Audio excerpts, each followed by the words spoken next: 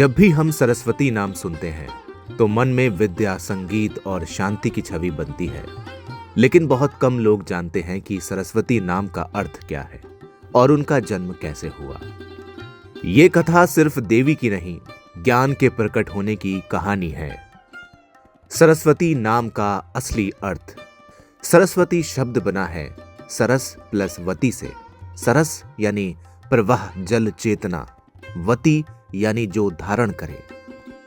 अर्थात सरस्वती मतलब जो चेतना के प्रवाह को धारण करती है।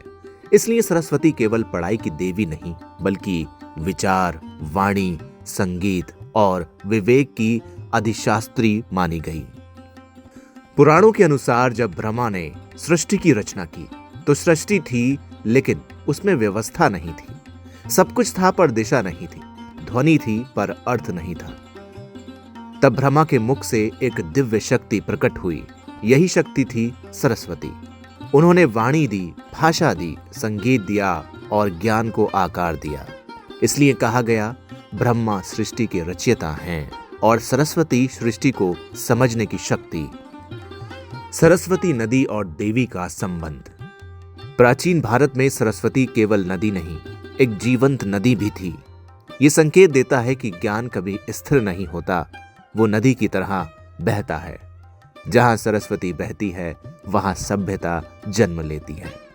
सरस्वती का जन्म किसी एक दिन नहीं हुआ।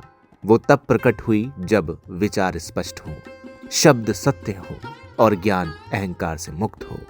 इसीलिए सरस्वती श्वेत वस्त्र धारण करती हैं, जो है निर्मल चेतना का प्रतीक।